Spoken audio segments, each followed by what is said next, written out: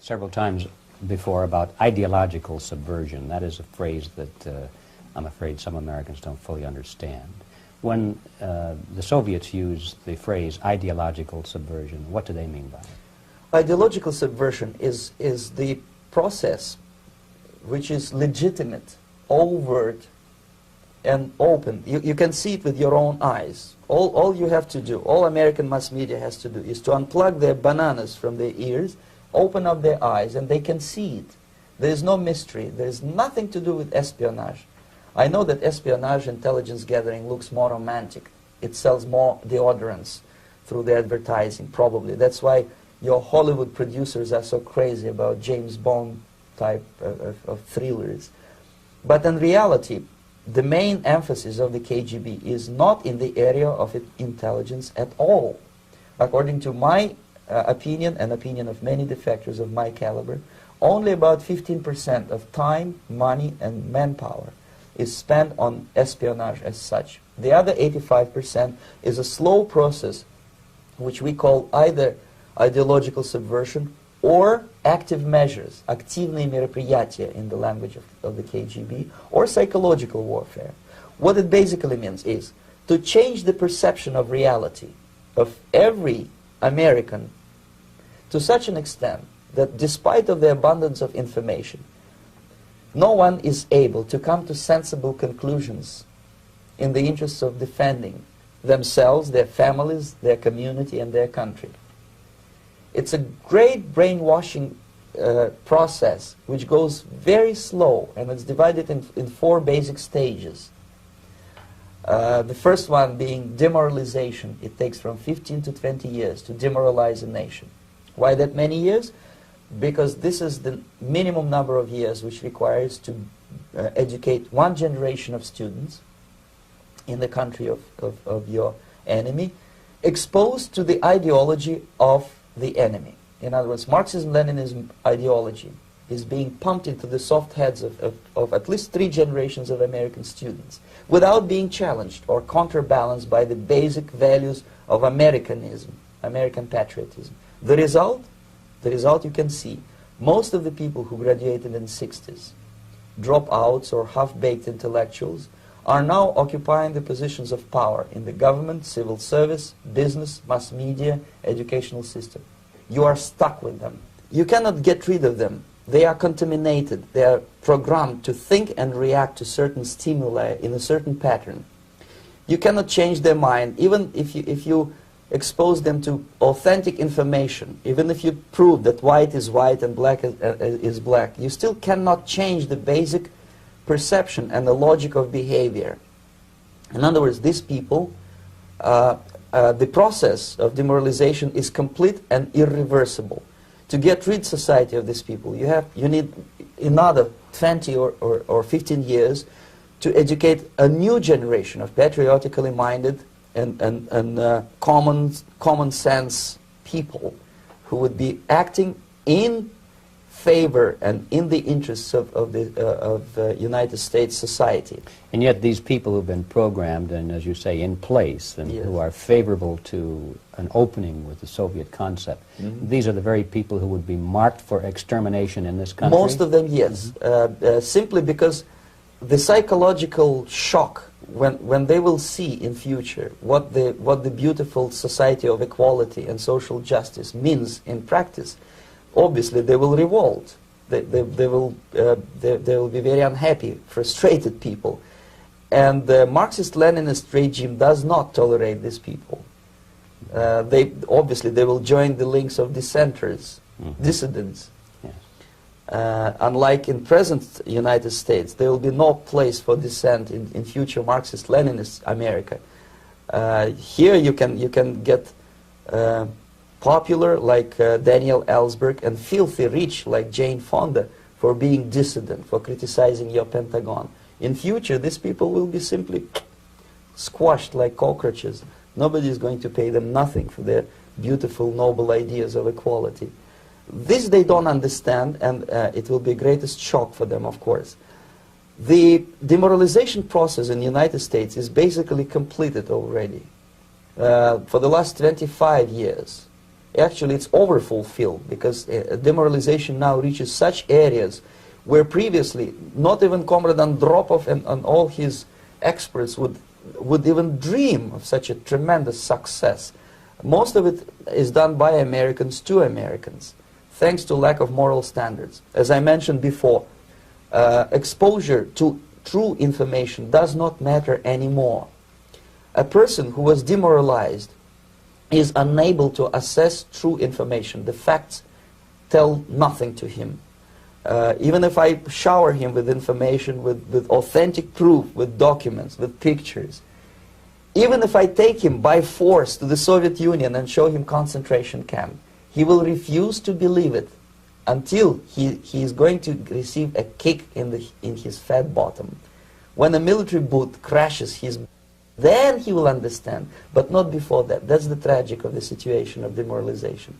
So basically America is stuck with demoralization, and unless, even if you start right now, here, this minute, you start educating new generation of Americans, it will still take you 15 to 20 years to turn the tide of ideological perception of reality back to normalcy and patriotism. The next stage is destabilization. This time, subverter does not care about your ideas and the patterns of your consumption. Whether you eat junk food and get fat and flabby, it doesn't matter anymore. This time, and it takes only from 2 to 5 years to destabilize a nation, what matters is essentials: economy, foreign relations, defense systems. And you can see it quite clearly that in some areas, in such sensitive areas as defense and economy, the influence of Marxist-Leninist ideas in the United States is absolutely fantastic. I could never believe it 14 years ago when I landed in this part of the world, that the process will go that fast. The next stage, of course, is crisis. It may take only up to 6 weeks to bring a country to the verge of crisis. You can see it in Central America now. And after crisis, with a violent change of power, structure, and economy, you have so-called the period of normalization. It may last indefinitely.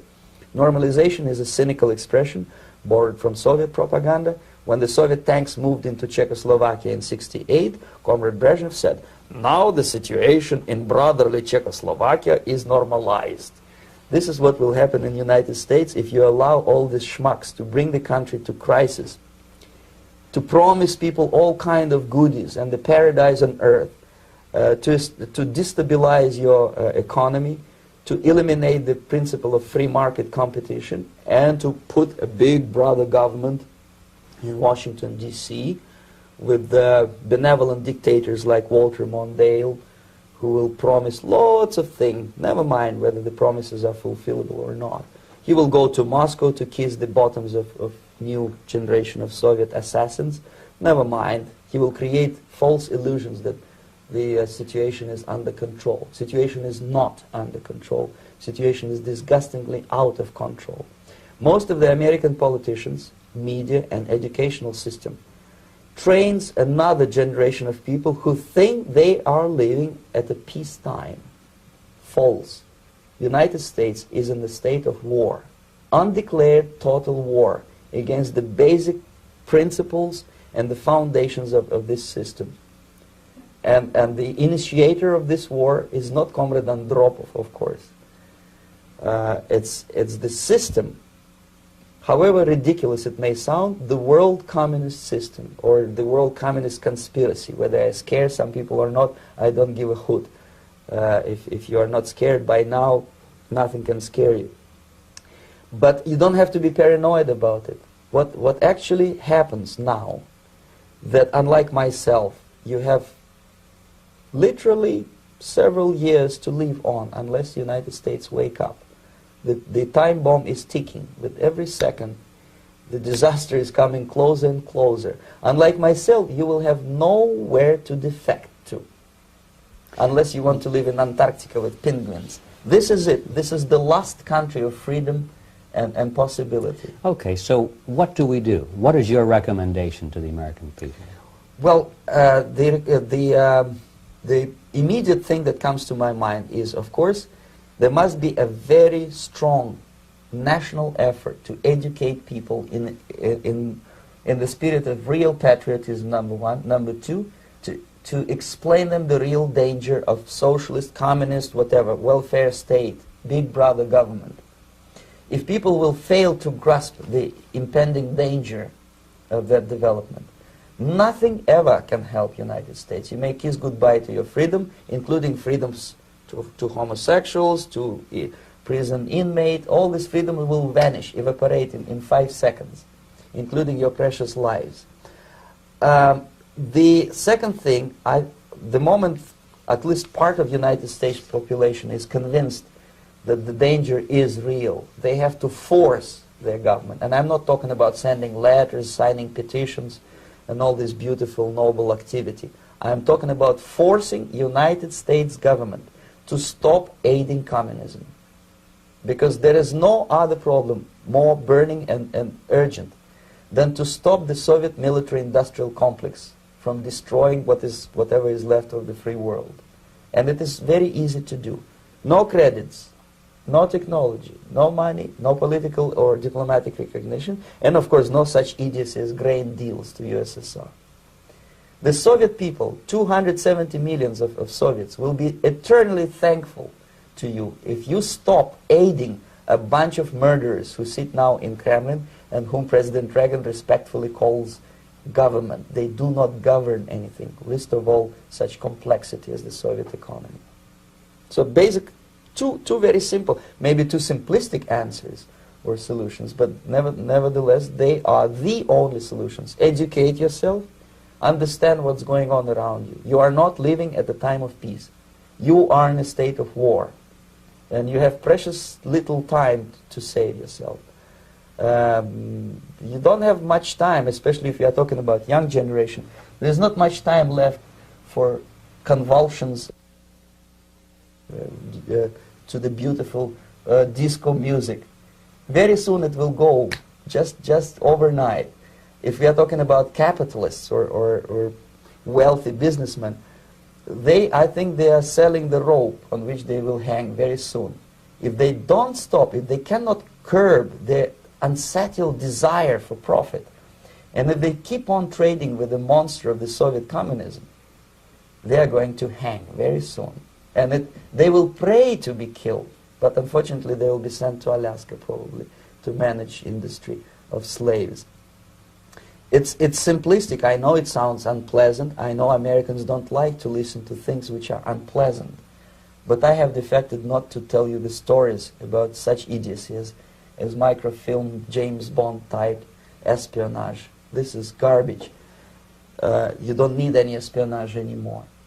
I have come to talk about survival. It's a question of survival of this system.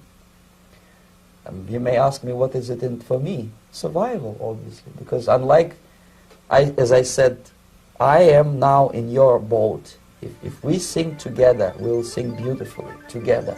There is no other place on this planet to defect to.